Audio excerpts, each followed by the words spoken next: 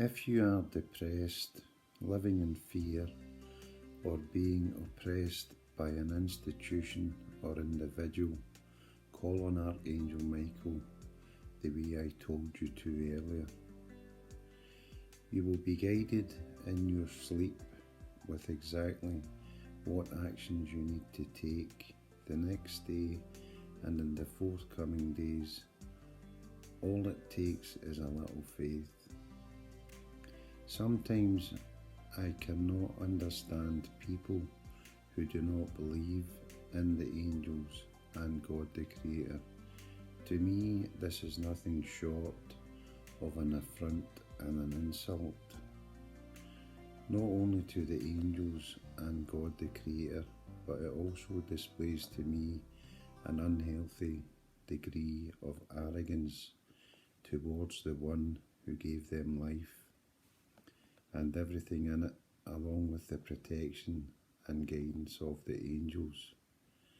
And they tell me how terrible their life is.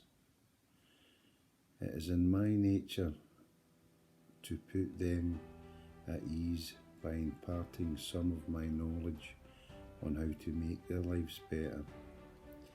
Thankfully, it does not always fall on deaf ears, and I see people's lives change for the better with blessings.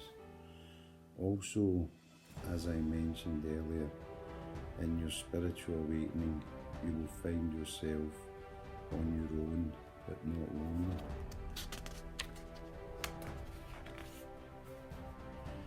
People often play games of dependence and are foolish to think that once you are on your path, you will need them for anything. Not that you have ever used them, but some will play on this shadow of doubt in your mind, and you may feel you owe them something. Again, you do not, and your spiritual relationship with the angels, ascended masters, and your ancestors will guide you through a life of which you can only experience on your own. I am not saying demonize or avoid your old friends or associates, but value the ones that accept you on your spiritual path and give you time and all of the understanding you need, but more importantly, stay aware that with future interactions with them, you are observing their changes and spiritual development and progress. Do not settle for the same old. It is of no use to you or indeed them. Here it would be appropriate for distance when there has been no spiritual growth.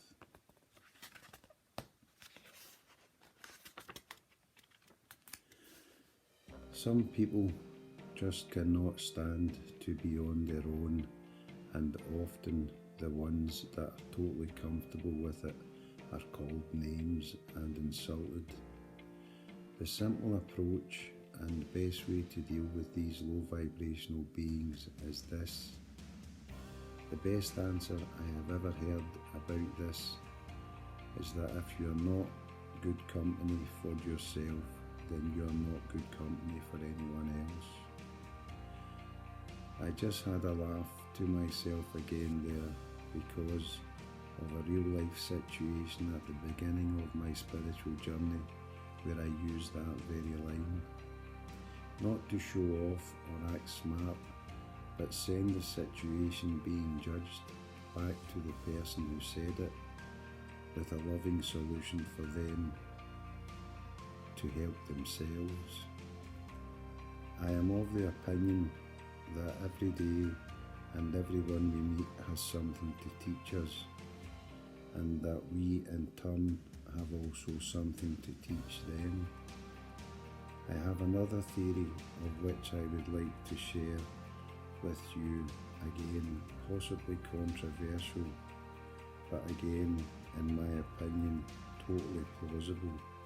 Stay with me if you will on this one. The subject is organ donation.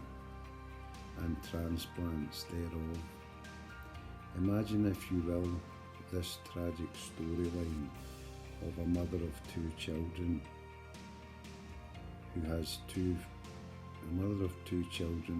has two failing kidneys. She is on a waiting list for an organ donation and time is running out.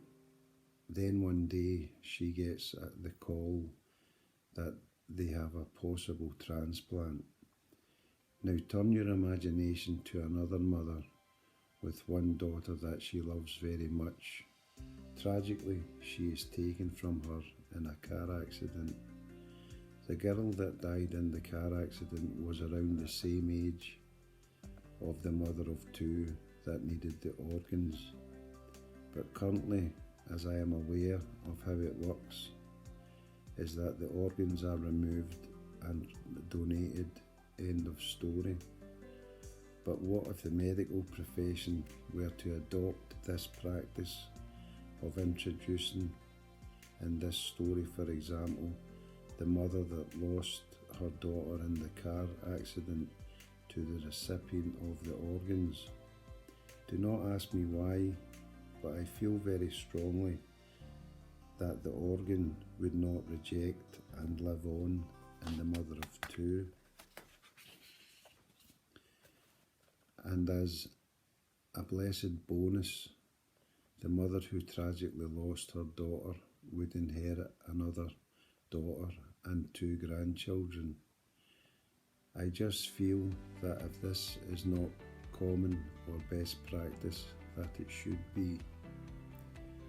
This story may seem mind-blowing to some, but I see it as a multitude of solutions for everyone affected, again only coming from a place to best serve God the Creator.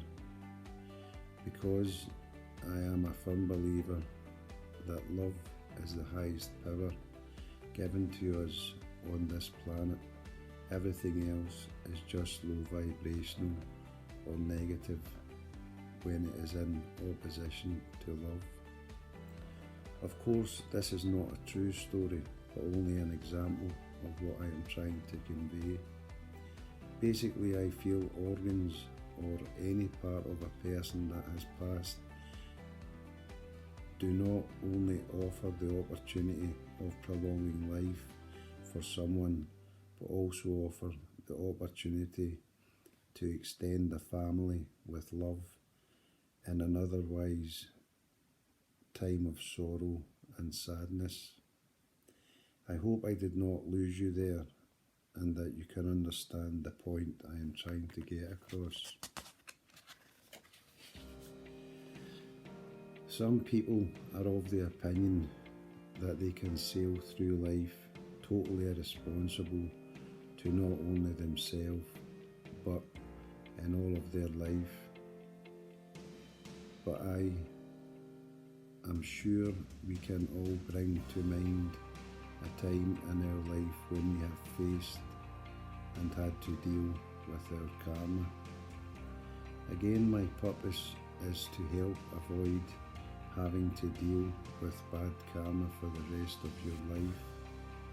This, I believe, is within the realms of possibility if you follow the advice I have offered in this book through my personal experiences and accumulated spiritual knowledge.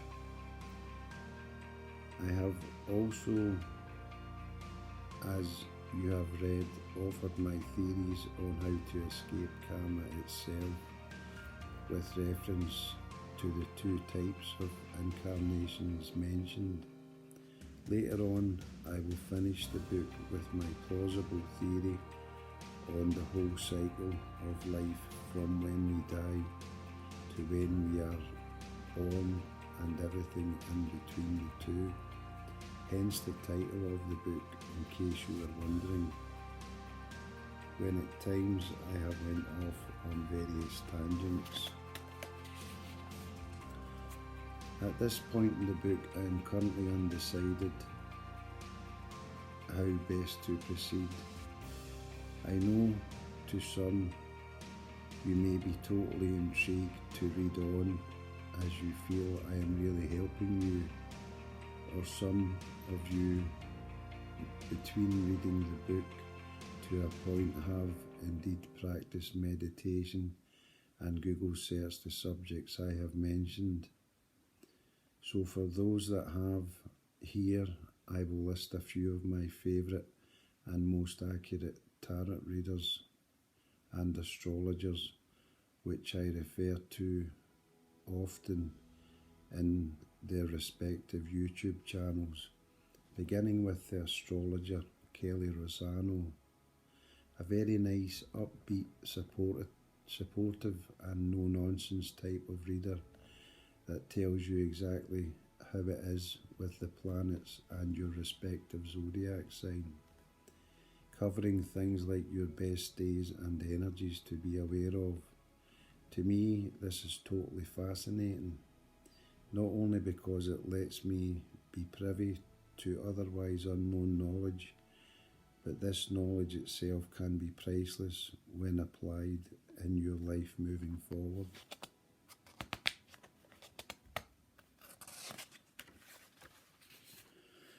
So please stop reading here if you can and Google Kelly Rosano. If you have the time, then watch your respective zodiac sign. Do not worry about some of her terminology used, as you will not understand it at first, but stick with her and after a while it will all begin to make sense. I suppose it's like any subject.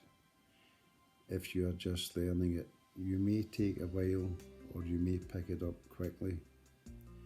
As you watch the video, more astrologers will appear. Have fun with it and cross-reference the information relayed to you from the different readers. Again, where there are similar energies expressed, take that as validation. Now I will begin to list some of my favourite tarot readers from YouTube, not in any particular order, except that of the ones that I have resonated with on my own energies in the past years. I will state here that some are handles or channel names other than the reader's actual name. So here goes: True Prediction T, Truth Tarot, Consciousness Evolution Tarot, Estelle, and Rambling Mike.